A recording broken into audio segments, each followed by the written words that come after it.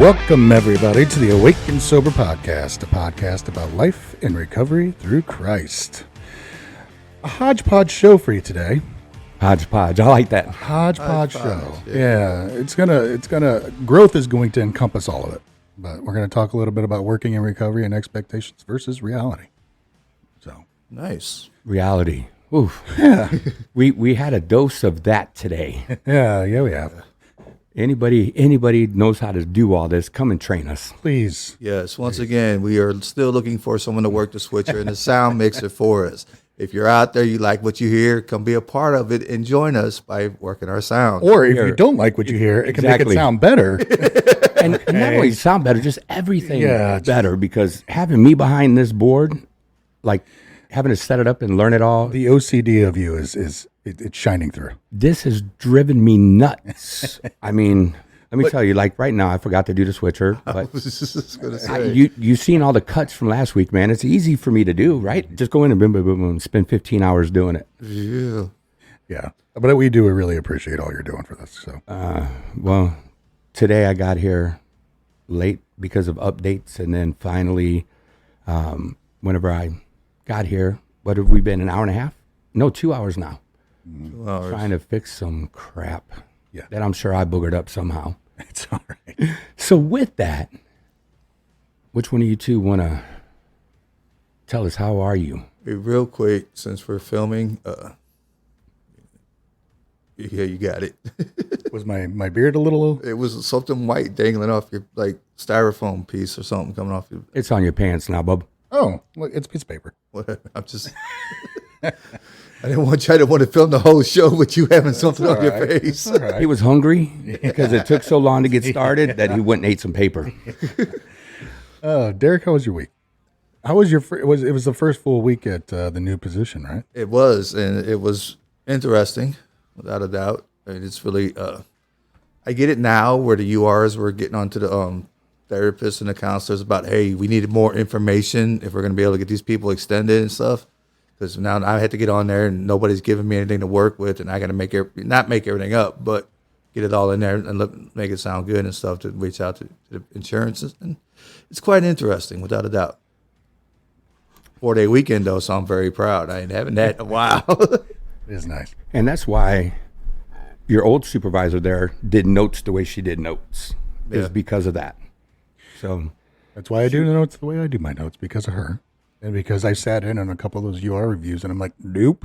Nope. yeah, it's there's a little bit of sales to it. There is. There's also, you need good notes, but you also need to sell them on stuff. Yep. Yeah. It's sad that you need sales in that kind of a position to save lives. We have to know how to sell to the insurance company. So It works, though. And, I think that was one of the reasons I got the position, because my notes have started to were like really improving. They're like 4 lines long and stuff, as opposed to one-liners. so I was about to say, is 4 lines pretty good? I was gonna say, it should have been consistently that much. I mean, at least. But it's just the way that the program is set up. So yes. Yeah, I mean, I'm writing paragraphs instead of just quick sentences. That's good. So. That's good. Not bad. Yeah. Considering I've never been shown how to do a note at that place ever. It's okay. That's a totally different story. Yeah. So they're like, hey, you got any notes? Nope, sure don't. You need to show me how you want them done. Mm-hmm. So, well, what do we have today for our people? Working in recovery versus working recovery, and expectations versus reality. I like it. Yeah, that one's hitting home for me today. The expectations and reality. Yeah. So why don't we start there and make it to the other one? I was going to say, I'm I really mean, if into you want. the working Yeah. I recovery mean, we and don't have working to in really- recovery myself. What's that? So I'm really hit with the working in recovery and working recovery. You want to rock, paper, scissors for who goes first? Oh, You want to arm wrestle? Can't get both cameras at the arm same wrestle? time, or we would. Oh, you want to arm wrestle? yeah. I've been working out, you know. So what was it about working in recovery versus working recovery that you wanted to? I think one of the things we got to let people know out there, especially those who are working in recovery, but not truly working in recovery. I think my biggest issue was the people that celebrate recoveries that I had gone to, that they go and they're leaders in their program, but they're not doing anything outside of their program to work on themselves. And it's like, I had to realize that when I was working in working Celebrate Recovery, I wasn't going nowhere else, no other meetings or anything like that. I think I was getting everything I needed that Thursday night while I was at work. I was wrong. Once I started going to another place and working there, things started working out better for me mentally and spiritually. So this isn't only getting paid. I mean, you could almost attribute this to Any volunteer work. volunteer, but also, just for your home group even. So if you take it outside of Celebrate Recovery, take it over to AA and A. If you're only going to your home group and you're doing the work there, you're, I'm not worried about it. I'll cut it later. There's just way too much for me to worry about after the morning that we've had so far, or the afternoon that we've had. Afternoon now, yeah. Yeah, I mean, so if you're the chair for the month or something like that, and that's all you're doing. Yeah, I'm not just looking at the paid part, just all together. Yeah. Yeah, I learned early on that I can't have work be my recovery. And I've seen people, for those of us that work in recovery, you see those people who use that as their recovery. And it never goes well. Never. Yeah. And so it's like, okay, you guys told me to take the suggestions. I'll take the suggestions of doing something for my own recovery. Yeah. Instead of having, because I love that we get to help alcoholics, addicts, and focus on the mental health part of everything. But I can't pour from an empty cup. Right. Right. If I have nothing to give, then I have nothing to give. Yeah. Yeah, and you give from the overflow, so we don't even have to pour our cup, because if we're out there getting filled up, then it's just overflowing out of us, right? And so it's not, and that's what I like. I got a picture for Christina when she made something, whenever she was going in to teach a class. And it was a cup that was literally just constant water coming in, and it was just flowing out. And then you had everybody filling up their cup. So you were filling everybody just from your overflow, never depleting yourself, because you were always being filled as well. So I don't really like the saying, I can't pour from an empty cup. I get that, but why pour? We should give from the abundance, because that's what it's about, right? We can only keep what we have by giving it away. And so that's because we're filling ourselves so much that we're just overflowing with it and giving it to people. Amen. Yeah. Anything else? That's all I had on that one. Particularly, guys. Boy, that was just, to me, that's a big thing. I mean, I had a sponsee who was he was a leadership in his position, and he's throwing a fit that, it just doesn't seem right. Something's going on. And what are you doing for you? Well, I'm here every time I'm supposed to be. Yeah. What are you doing outside of that? Yeah, exactly. Back to that, you got to go and get filled up, and so that where your cup is so filled, like you just shared, Shane, that it's overflowing on the others, and so it's not about just out there people working the money thing and stuff like that, but anybody who's in a leadership position, the best way, in your recovery, work on yourself in order to work on others. I think one of the things that we talked about at the beginning, whenever I first started at the church, was how do I separate work and recovery? And really, it's easy. Mm-hmm. But you could consider almost everything work if you really want to, right? But if you enjoy what you get to do, then you know that when you go to a meeting and you're just going there and really listening and paying attention, a lot less of this, running the mouth, and a lot more listening. I loved it. I loved that opportunity. Well, that's just another thing, in what we do, what their jobs, how are we encouraging people to go into meetings and stuff like that if we're not doing it ourselves? Ooh. Uh-oh. You might have just opened the door. I'm just saying. I know you go to meetings. I'm just saying. No, I was just sitting here thinking, like, work is my calling. That's not my recovery. Right. Yes. And so I get the privilege and the that dog. I get the privilege of working with people that I can empathize with and relate to, but I can't just do that for myself to stay sober. Does it help me? Yes. Working with addicts and alcoholics every day absolutely reminds me of where I never want to go back to. But I can't rely that solely to fill me up, because they're all new to recovery. I mean, most of them, even if Right. they've had a period of sobriety, 20 years of sobriety, and you relapse and you come back in because you need treatment because it's been really bad. I can learn something from you, yes, but I need that quality, mentorship and sponsorship that says, "Hey, look, this is what you're doing is not working," because they can't call me out on my faults. Does that make sense? Yes, very much so. So, how about the wedding? Think of a position at your place, the wedding planner position. Would it be harder to separate, like someone that's always in the field and going to pick people up and taking them to meetings, and that's part of your gig? You get to check out at 4 o'clock, 5 o'clock. There's some positions in the treatment center world that don't get to check out really. They're on 24/7. Would it be harder to separate what you do versus working your recovery? Yes, I think so. I think that's why it's so important to set those boundaries early. Like you have to do something for yourself, and thank you for bringing that up. But we have staff that live in the transitional living and help out, and it's like that's great, and we need you guys to do that as part of living for free. We need you guys to help out. But at the same time, you need to take that time, and it needs to be daily, whether it's going for a little drive, whether it's going to a park, whether it's going to a coffee shop, whether it's going to a meeting, taking time off and away from work to recharge your batteries. You need to do that. That's very important. And I could say this too is, and you know this, but like, even though my wife's not a clinician, she is literally on call all the time as a provider. Yeah. So, and I Probably know, worse than the clinician side, of course. absolutely. Yeah, absolutely. So, and so she's had to learn how to set boundaries for her own recovery because especially like on Thursdays when she's working, a 12, 13-hour day, she doesn't want to go to her home group. And it's like, she's like, I need to go though, don't I? I'm like, yeah, you do. Yeah, you do. Well, at least she could receive that. Yeah. But that's one of the hardest things, and I think that was the hardest thing for me when I started at the church was I'm always doing something for recovery. But it was a weird shift saying, okay, so what is my recovery? What is working for the church? How do I separate those?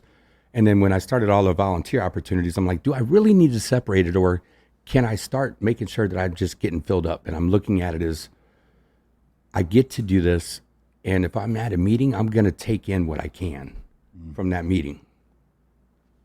I'm not worried about it. There's going to be times, buddy, I'm going to forget because I'm going to get caught up. I'll never forget when we were smoking a cigar on your back deck and you came out like, I got something. Like he just got up. He's like, we were in mid-sentence and he just gets up. And I don't even remember what we were talking about. And he comes back with a sign that says, I get to do this. And he just hands it to me. He's like, put this in your office. Well, And I was like, oh, yeah, I do get to do this, don't I?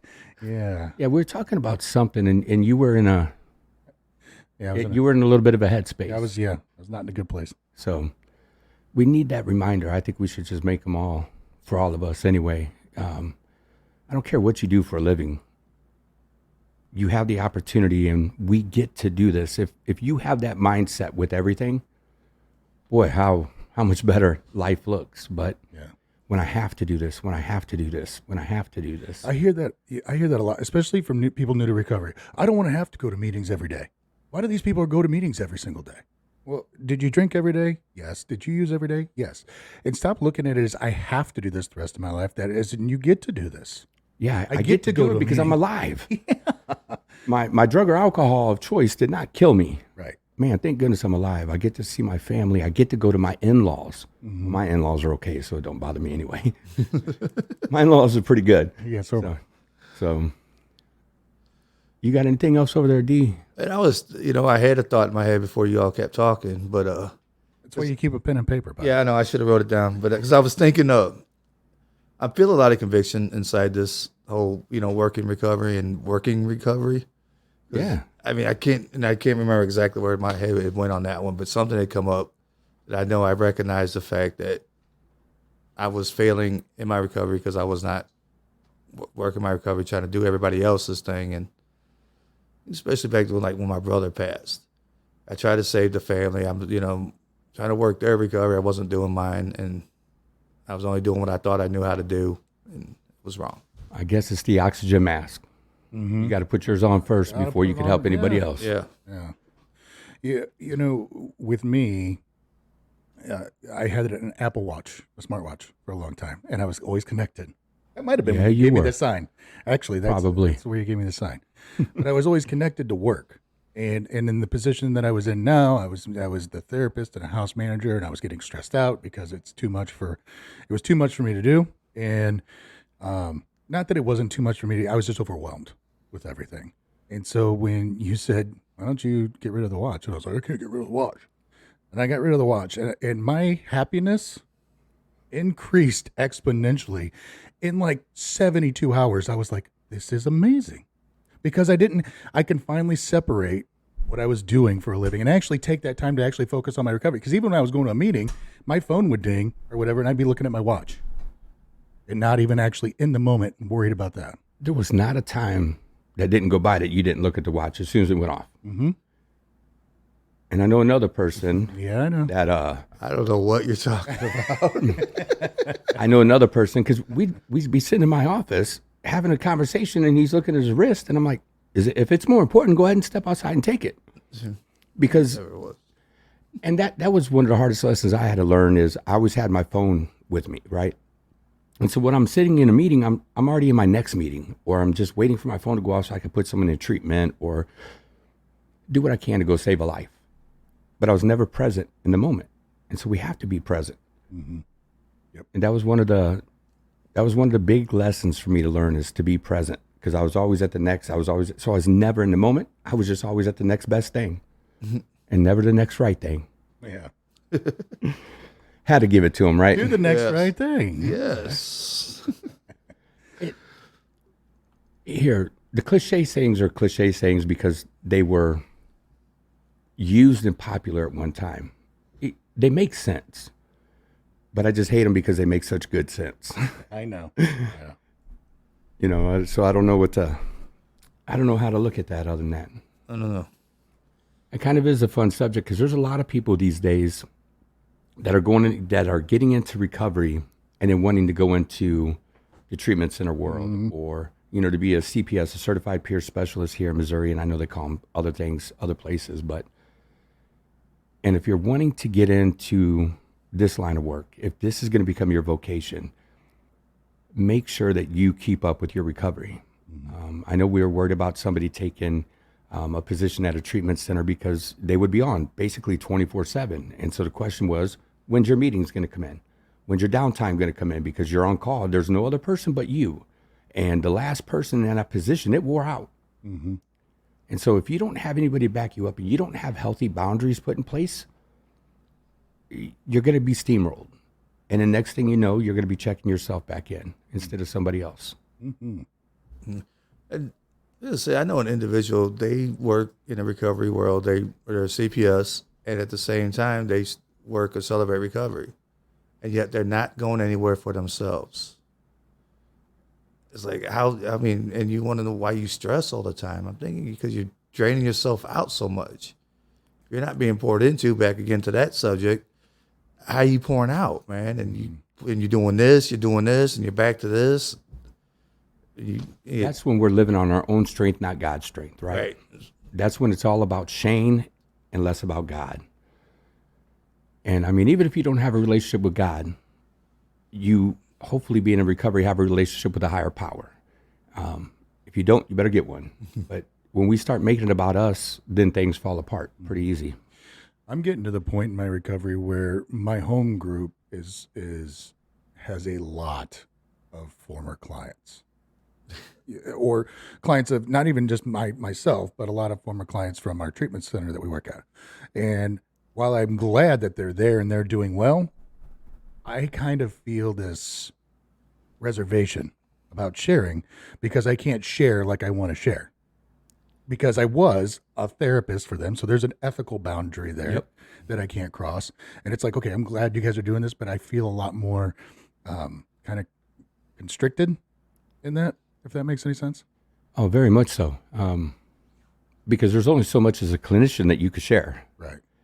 And this is separate from that, but I would want to remove myself too. And is that what you're kind of alluding to? Yeah, and that's what's crazy is that that's where I got sober. So that's kind of my thing. And all those people, I love those people. And the core group of home group members they're just amazing. But it's not that I want to change that group, but it's like I just can't. I might have to find something else, I think. So where else are you going for your meetings besides your home group on Saturdays? What other group do you like? There is a Thursday night meeting that I go to that's it meets the same time that my wife's Al-Anon meeting meets. And it's like there was 3 birthdays one day, and there was 98 years between the 3 birthdays. Not bad. So I was like, Is it in Wentzville? Darting Prairie. Yeah, the Yeah. Presbyterian church down there. Yeah. Yeah. Yeah. It's a bunch of old school, and I mean old school guys. So, and I just love listening to them, you know? See, that's the kind of fun meeting you go to, you listen. Mm-hmm. You don't have to worry about speaking. You know, you just get to pick up all the wisdom as you're there. And those are the most fun meetings. That's what I do at the meetings. I've been going to more AA meetings than that. Sit down, shut up, and just listen. And I really feel great when I leave. You know, I don't open up and shit. I don't care who's in there, because I'm not going to share anything for them in the first place. Mm-hmm. So it's just my thing.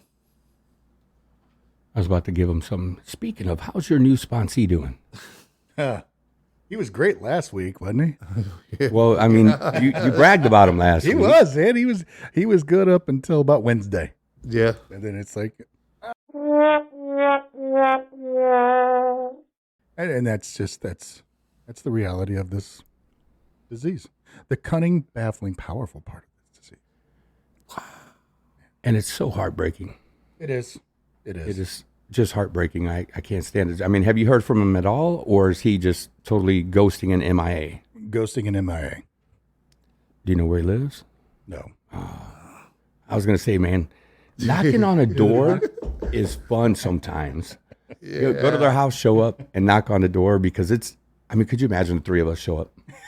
I'd be scared, man. It's just we're all wearing black. Well, yeah, I'm already intimidating, and then the 3 of us show up. Yeah, you 2 guys. Yeah, yeah. Nobody has ever liked it when I've knocked on their door without being, if I wasn't invited to their house. I remember that one friend that we did that to, and he was not happy. Yeah, people just don't know what to do. No. Yeah. It happens. Yeah. Yeah, so Maybe like Dog the Bounty Hunter go chasing down people that's been ASA. Any new sponsees, just get their address. Say, hey, I need your address too. I may want to drop you off a package of cookies. Yeah. Send you an edible arrangement or something. And then we show up. How you doing? Not edibles, edible arrangements. That's what I said. Yeah, okay. Just making sure. Yeah. That's sad that you have to. It is pretty sad. It has got to be. I didn't even think about it, Jeremy, I'm like, oh, it's true. Everywhere. It drives me nuts. We pull off the street up here, and it's like, it's got a drive through. And up there on Bryan. It's just like, it's lined out. Yesterday, I drove by, and there was a line getting into the place. I'm like, this is whatever. I mean, it's a holiday weekend, I guess. Well, never mind. Yeah. That's a whole other podcast. Right? We were talking about expectations versus reality. Ooh. What about it? What about it? Well, that's we've worked through what is an expectation, what reality is, right? So what is an expectation? So expectations are what we think will happen, while reality is what really transpires. While we hope these two will match up, they often don't. They don't? They don't. What? That's crazy, right? I mean, you ask yourself, what do you expect from a situation? Right? Ask yourself, what do you expect? So you're going to a meeting, what do you expect to happen? What's really going to happen when you go to this meeting? Are you asking me? Yes. It's kind of what I'm looking right at you. I know. You're like, what's going to happen? You're going to hear some stuff? Yes. But you're expecting to go in there and hear something that's going to change your life completely, right? It doesn't happen. That's the reality of going to a meeting. Yeah. Yes. Right? So that's what we're looking at. The differences between what you expect and what really happens with you. In recovery, especially. What expectations did you have when you first got sober? When I first got sober? Like what expectations do you have that were legit expectations and that were just, nope, never going to happen? So legit expectations, like I expected to stay sober for the rest of my life. Oh, When I first got to recovery, yeah, the reality was that didn't happen. So what about you? what? Why are you looking at me? I just had deja vu here for a second. Like that just really freaked me out. I'm not gonna lie. I feel like we've already done this. Interviews. Well, this is one that we haven't done yet. I was just looking because I had to plug my Mac up and do all kinds of things, and I was just waiting to hear you say what kind of expectations you had. I'm trying to think. I really went in with no expectations because I didn't know what to expect. But did you expect like your family life to get back together, that you were going to get back into work? Like, did you have those expectations when you first got in? Because you weren't a pastor when you got sober. No, I was working. I was a mortgage professional. Yeah. So, no, I mean, I knew I was on short-term disability that was going to go into long-term disability most likely. I didn't really handle much of that because of where my head was at. My memory was gone, and that's why I was on short-term disability anyway. And so my daughter handled all those things for me. I mean, all I had to do was go to treatment and soak it in and learn. So to me, I had a different recovery experience as far as going into treatment, doing IOP. And then when I got out, they set the proper expectations while I was in treatment. You know, they said, well, when you get out, here's what you need to do. You know, go to a meeting every day for the first 90 days at least. Find a sponsor, work some steps. They said, and when you leave here, go straight to a meeting. Don't go home first, go to a meeting. Yep. Before you even go home. And so all those things that were said to me, I ended up doing. All those suggestions I ended up taking because I knew they knew better than I did. And so they helped me set proper expectations. I was going to say, so were those suggestions or expectations that they put on you? Because you put the expectations on yourself. I put the expectation on myself because they can't expect anything of me. Right. But they gave me the suggestions, so I'm like, well, if I do these things, I can make it. And so my expectations became their suggestions became my expectations. Let me say it that way. Mm. Well, it's those people that think they're going to go to a 26-day, 30-day program and expect life to be completely different when they get out. And the reality is you're going to return right back to the same life if you're not working at it to change it while you're here. It's crazy for those that go into recovery or go to our treatment center. It's literally once you hit the highway and you leave the premises, something weird happens to you. It's like life smacks you literally in the face. It's like, and you know, where we work, it's in the middle of nowhere. I mean, we're surrounded by cornfields and bean fields. But as soon as you hit that highway and that freedom comes back to you, like, because you feel like you've been stuck for 18 days or 20-something days or 30 days. And so when you get out there, it's like this whole, that I guess, safety net that you had, you just left it back there. See, now I've had conversations with a lot of my clients about that as well, though. They feel like, well, yeah, we're in a bubble. We're in a safety bubble. You know, we can't be touched here. But once we get out there, what are we gonna do? Go to meetings, build your accountability team. You end up building up your own safety net that you have people there watching out for you. You got the same thing out in this world as you have inside this compound, we could call it. Don't call it a count. That sounds awful. Well, I'm just saying, that's how they make us out the This South. is prison, man. Yeah. Well, anyway, Yeah, that's a heck of a prison. Yeah, it is. Yeah. it's the Taj Mahal, right? Easy killer, easy. It's just the structure inside of a treatment center, right? Mm-hmm. You're told when to get up, you're told when to eat, you're told when to do all these things, and you're not used to living for yourself anymore. And so preparing them for the outside world is part of your job, is getting them ready to get back into reality. Hopefully, I mean, the problem, if nobody at home has gone to get themselves help, things are going to be the same when they go home. Mm-hmm. Mm-hmm. You know, the chaos is still there no matter what. And so the longer they could stay in a program, if we could get people away for a year-long program, really 13 months, do you know how much better off everybody would be? But I mean, to get an insurance to approve 30 days nowadays, how hard is it, Derek? You've been doing it. It Well, depends on what company you're with, that's for sure. But yeah, some company. I mean, it's hard to get 18 days out of some people. It's hard to get more than 10 days out of some of these insurance companies, which is downright crazy. In our clinical director, her and I were talking last week, and she was like, when she first got into the substance abuse arena for her job, she's like, insurance was like 180 days. Like that was not unheard of. Like you went to treatment for 120 to 180 days. That was it. And she goes, it's just slowly like dwindled down to where, I mean, we have some insurances that are like, well, 17 days. That's why do you need 17 days? Like, do you want to keep paying for this person to keep coming back, or? See, and that's the thing. If you'll put them in for a longer period of time, the chances of them going back in, the longer they stay, the chances of them going back get less and less, right? Mm-hmm. Yeah. So I could pay for one long stay, or I could pay for 50 little stays throughout the life of this person. And then most likely because of that, now I have more hospital bills. I have more, I mean, because you're slowly killing their body anyway. So now you have all these heart problems, liver problems, kidney problems, you name it.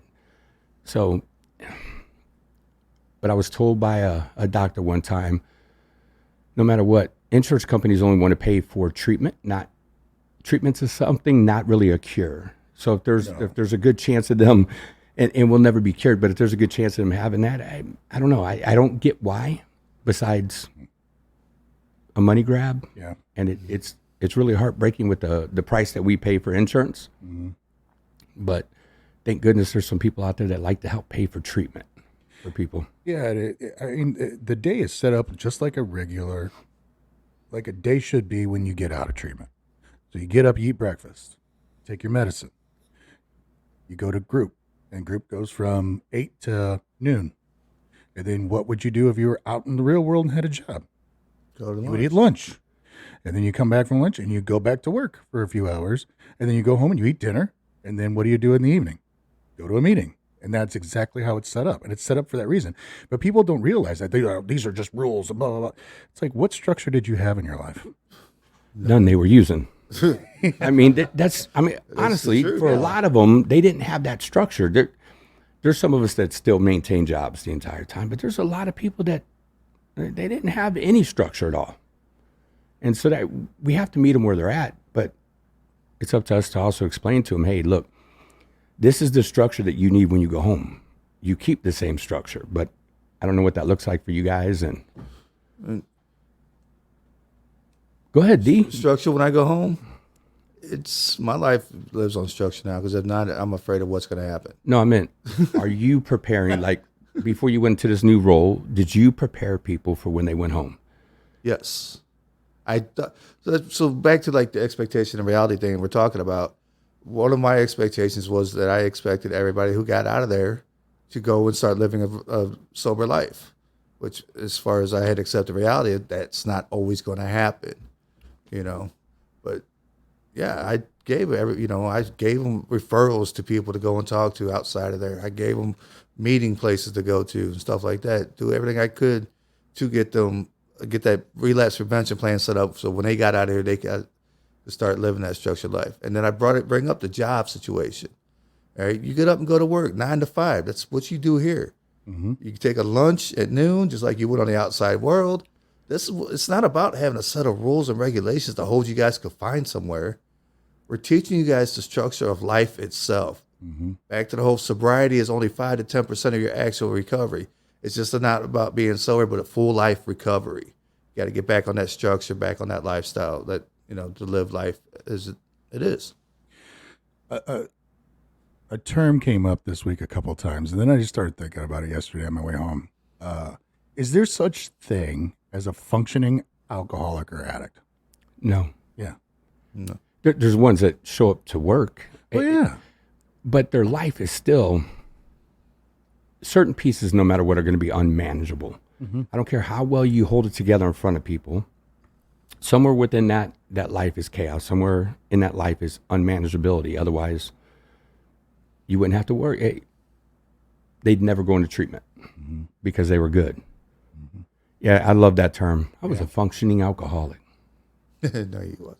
Well, because people think that if they can hold down a job, they can pay their bills, that they're functioning, and but what are you doing? Why do you keep going to the bottle or to the dope every single time? What are you not working through?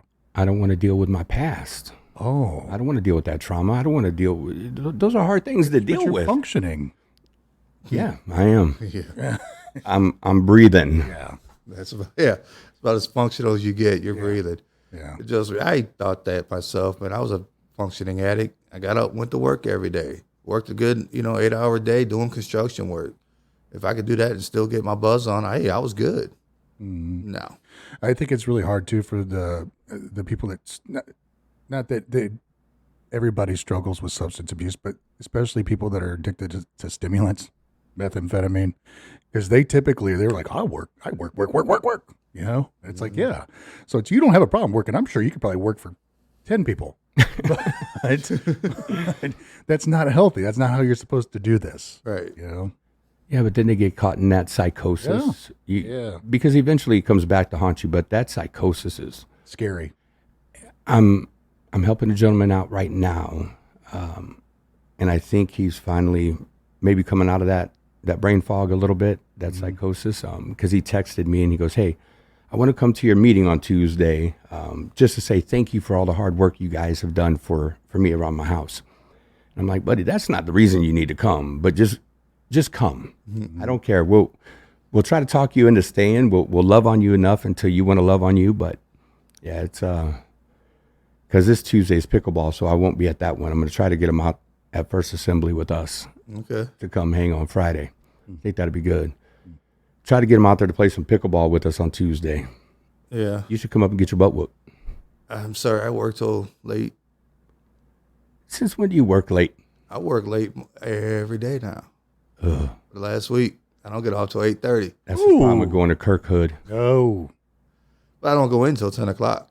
No. I'm actually okay with that. My wife works around the same hours, so we're good. Oh, that's I don't have kids at the house. I got to care about. I mean, Well, you do right now. well, yeah, I got your son. You got a 13-year-old over at your house at the But moment. I was just saying, I don't have other. I could work those hours and get away with it right now. Gotcha. Expectations. I heard it said a long time ago, and it totally applied to me, was the two killers of any alcoholic is expectations and excuses. And when I looked back on like my relapses, it was, it started off slow. It was, oh, Conley's got a baseball practice tonight. I'm going to miss this meeting because I need to get him to practice. And so I miss it one week. And then the next week, I'm like, well, I did it last week. Then maybe I could do it again. Oh, I'm good.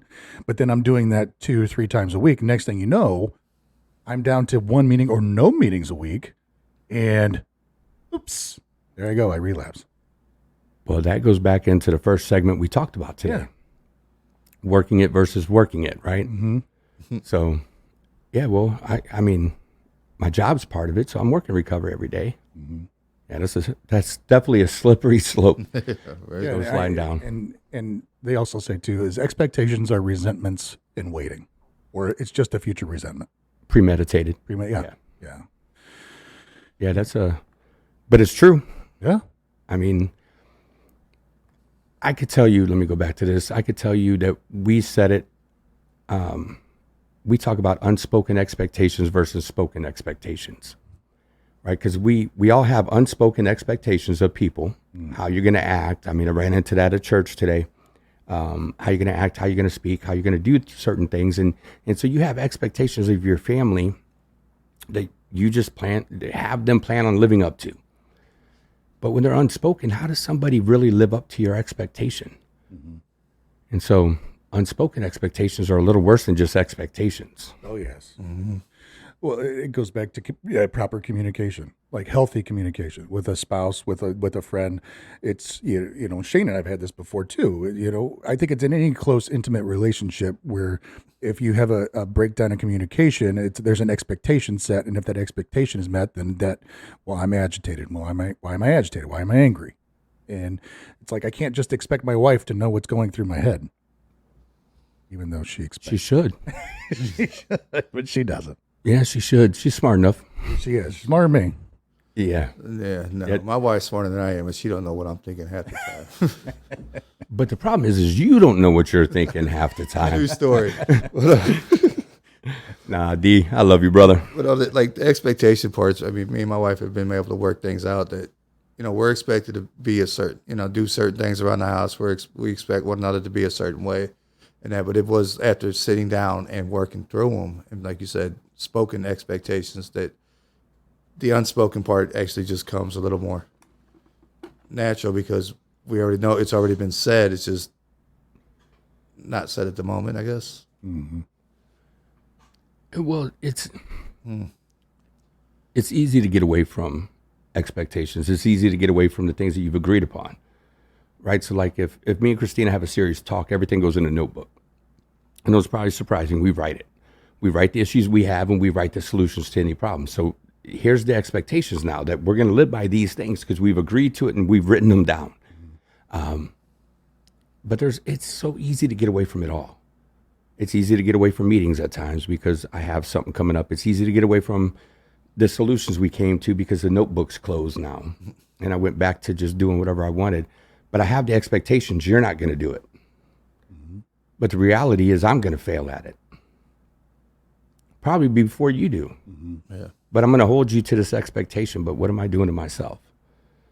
So, yeah, it makes it a pain in the butt. Mm-hmm. Amen. Yeah, don't make expectations. Make plans. So don't make expectations, make plans. Yes. Oh. Nice. Unrealistic expectations lead to traumatic situations. What? I don't know where it came from. I just lost it. I just had it, and it was talking about. I think because it needed to erase itself. It may have. I was like, how does that lead to trauma? I guess it could. Yeah. But unrealistic expectations, it leads to bad situations. Because you're not, if they're unrealistic, you get to that point, oh, I expect this to happen, but, like I expect to make it to the top of Mount Everest. Did you? No. Oh. And I ain't going to, but I'm not going to let it, I couldn't even make it down.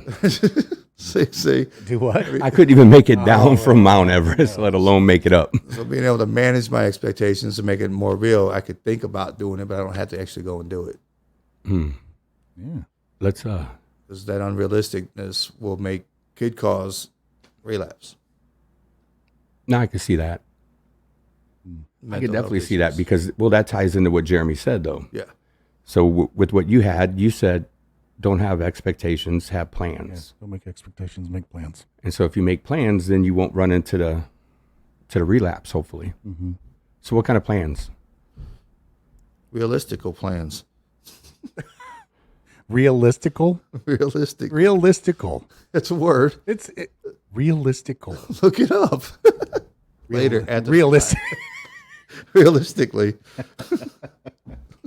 Ladies and gentlemen, please. It's realistical and mystical. Something. I'm going to start rapping. So plans or goals, what were you thinking?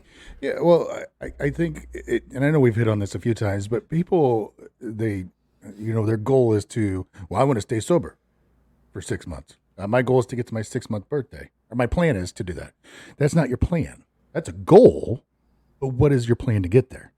Like, you have to have a plan. So I have to say, okay, well, I'm going to do 90 meetings in 90 days. If I want to do 3 months of sobriety, I have to do 90 meetings in 90 days, and then hold yourself accountable to that. Make the plan, but really you're setting goals for your greater goal. Correct. So, yeah, you have to break the goals down. It is a plan. I plan to do this, but here's how I'm going to execute it. Yeah.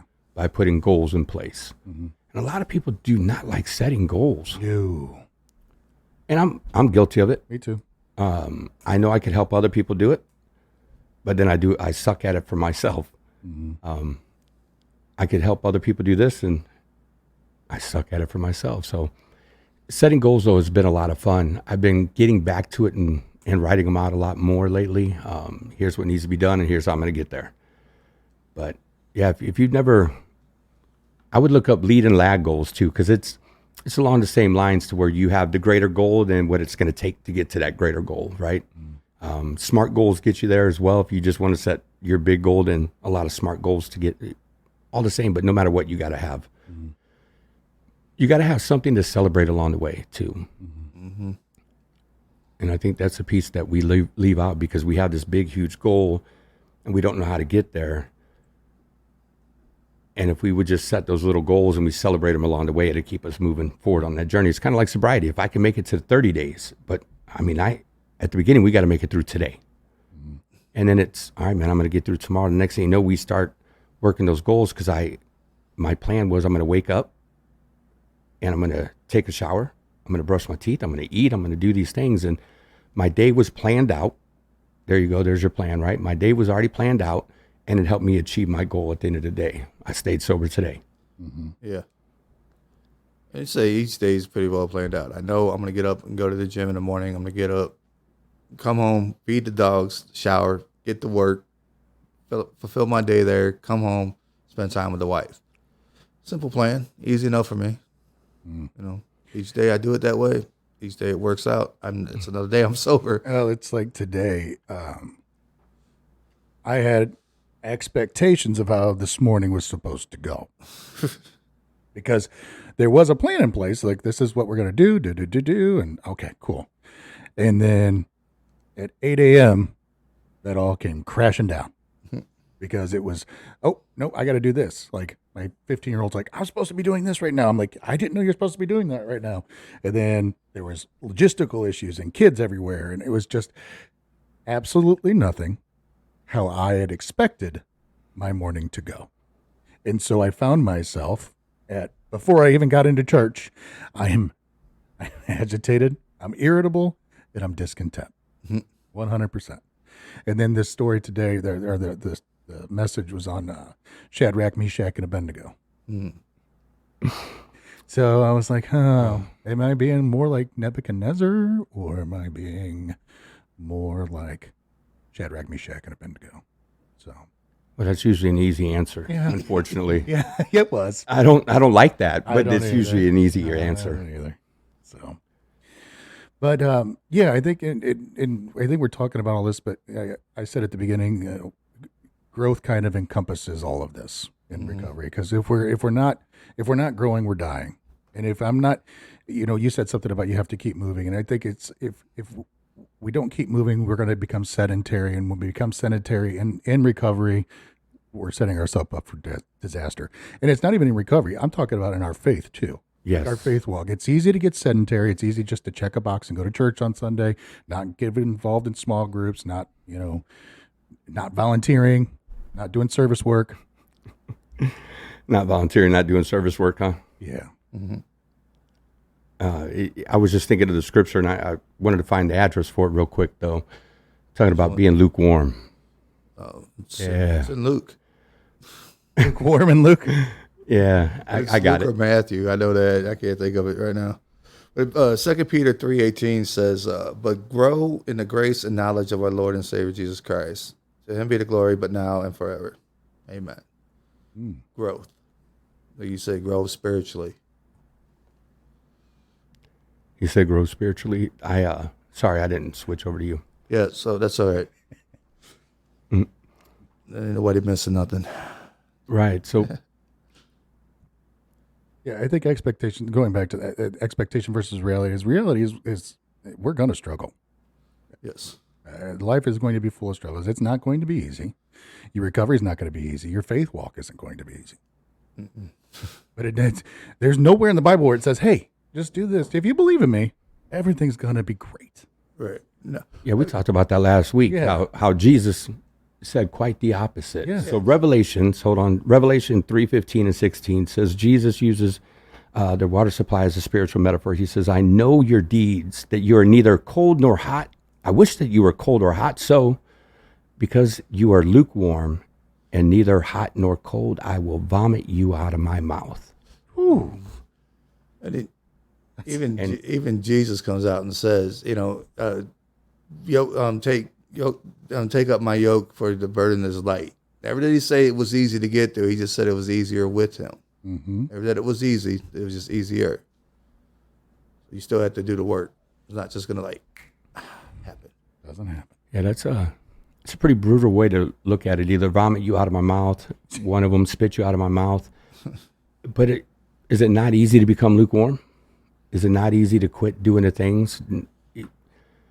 I mean, if you're hot or you're cold, I mean, you're either totally against, and so then you know where you stand, or you're just on fire for, or you're on fire for, you're cold out. We get caught up in that comfort zone that we get in of ourselves. That's where we start growing lukewarm because, we're not doing nothing to keep hot for whatever it is that we're headed towards. What do you got there, Jay?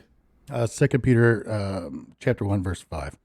For this very reason, make every effort to add to your faith goodness, and to goodness knowledge, and to knowledge self-control, and to self-control perseverance, and to perseverance godliness, and to godliness mutual affection, and to mutual affection love. For if you possess these qualities in increasing measure, they will keep you from being ineffective and unproductive in your knowledge of our Lord Jesus Christ. Yeah, he didn't switch on you that whole time either. No, it's. I think you can sum that up into that one. What's that one saying? Do the next right thing. Oh boy, see why I didn't switch?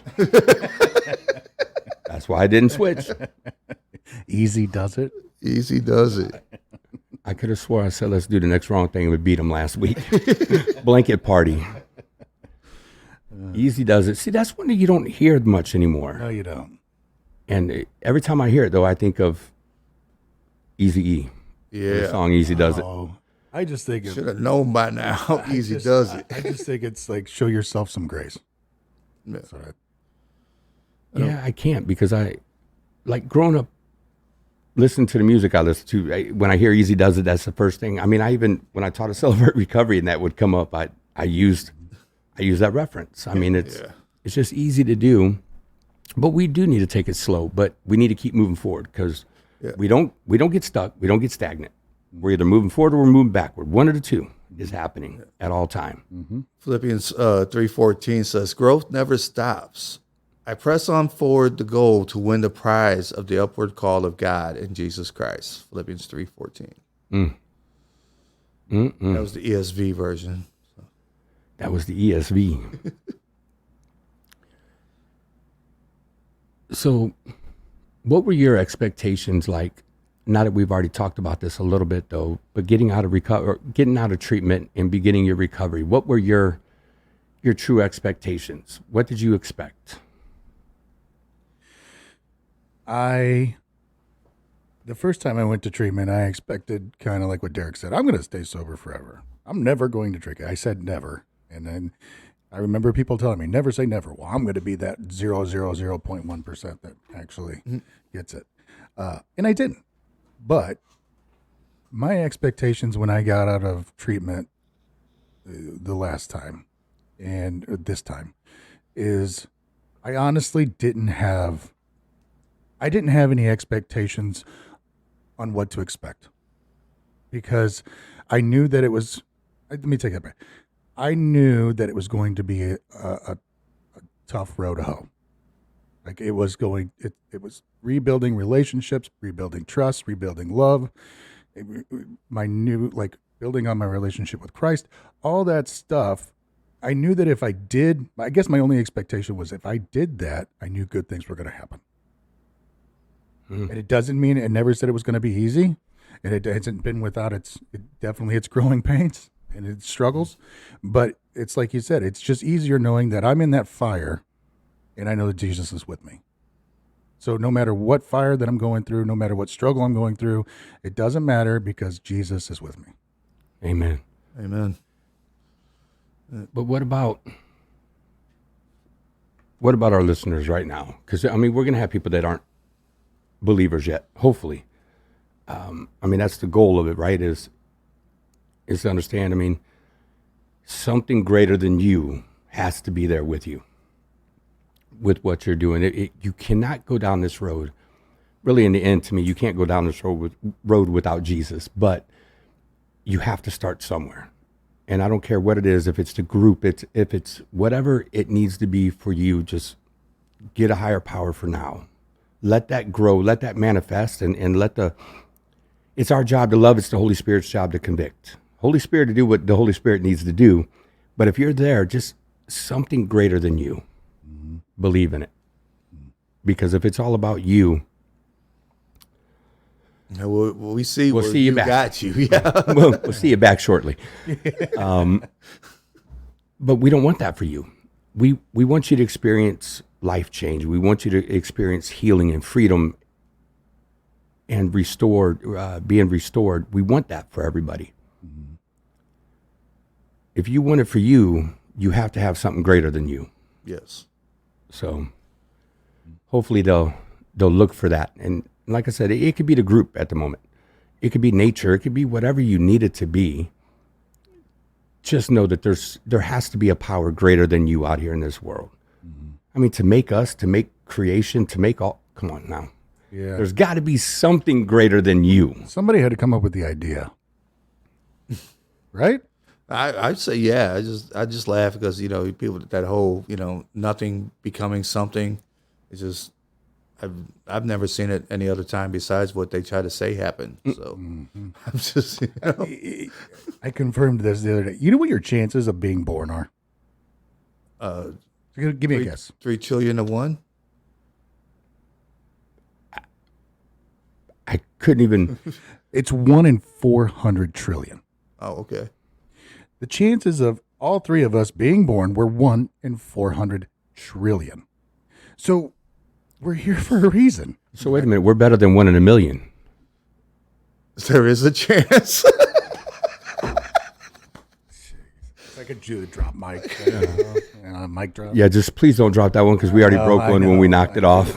Let's not do that again. Hey, but those pens from that particular place now, you just heard that one drop over there. That's almost the sign of a mic drop. That's how good those pens are, man.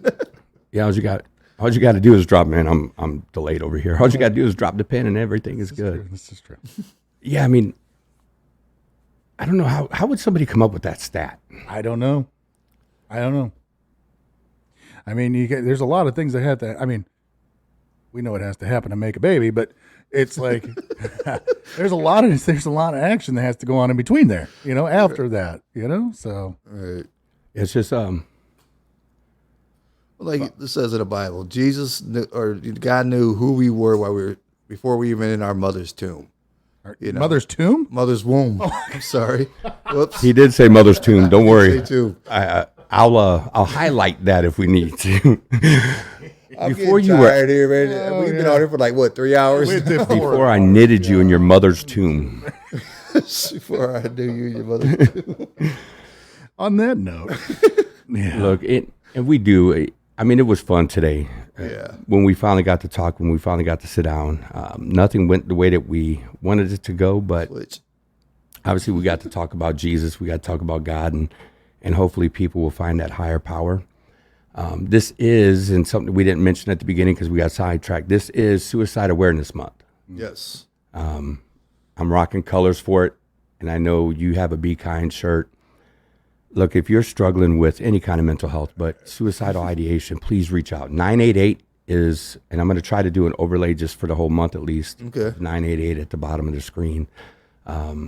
Just Reach the out. camera to yourself while you talk about it. Why? Why not? He's gonna mess with it later. Yeah, I mean, everything can get done in post, so it's okay. Look, there's people out here that want you to be alive. Your family wants you to be alive. We want you to be alive, and we don't even know you. And another thing, that 988, just in case you're the kind of person that doesn't want to talk to somebody, send a text. Yep. Yeah, send them a text. You could even do a chat online. Really? You could do an online chat. Nice. Yeah, you could pretty much do just about anything these days, but we want you to be alive until you want to be alive. And so if you need someone to talk to, I mean, you could reach out. You could email us at info@awakensober.org, and one of us will call you if you want. I mean, look, I don't know where you might be, but if we'll come and take you out. If you're local here in Missouri, I'll come and take you out to lunch, to dinner. We might take them out even if they ain't locals. We like some road trips every now and then. Yeah, I mean, look, we want you to be alive until you want to be alive. And it's not only now, it's every day that we want this to happen. So if you are in that dark spot where you just can't see hope, there is hope. Even if you can't see it right now, and let us be that hope for you until you want it. I think that goes back to the whole growth thing we've been speaking about. There's hope. As long as you have hope, you can grow, and when you grow, those thoughts start drifting away from you. Yeah, and I that's everything we're saying is great, but I promise that whatever you're going through, you can get through. You're going to grow through what you go through. Going back to growth. There you go. That sounds like a Till Valhalla shirt already. Right? They have it out. That's why. You should have sent that quote to my wife. Oh, well, I will tomorrow. Yeah, Till Valhalla has some good shirts, right? They do. So since we brought them up, Yeah. if you need a nice shirt, they do have good shirts, and they have great messages on them. And that hopefully they hear us talk, and they might want to come talk to us. Yeah. I mean, I like the one I have on. Stay, tomorrow needs you. Yeah. And it does. Your family needs you. This place is not better off without you. I brought a bunch of suicide awareness stuff from the church side, and maybe we'll cover some of that next week because, you know, in the church, most churches are afraid to talk about it. No. And so I brought a whole bunch of suicide awareness from a training that we did a few years ago. It was really good. So I just want to make sure that people have 988. I mean, that makes it easier than ever. 988, we couldn't ask for a better resource for somebody. But we also have other resources if you need to get in treatment. Is there a place you can find counseling?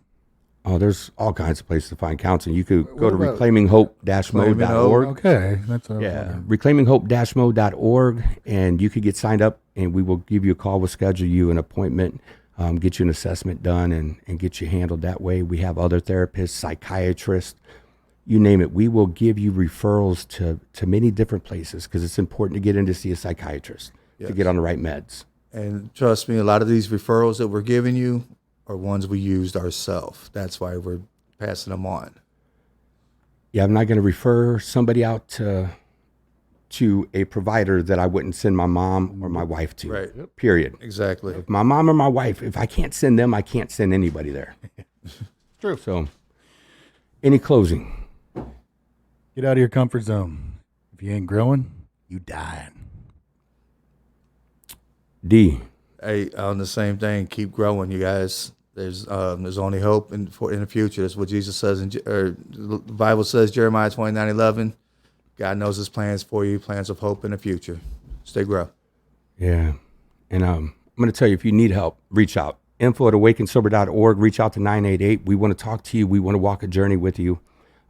With that, God bless you guys. Don't forget, like, share, subscribe, do all those things. Yes, we're on every podcast platform and YouTube. Hit us up. Thanks for tuning in, y'all. Yep. Love you Peace out, guys. God bless. Have a good week. All right.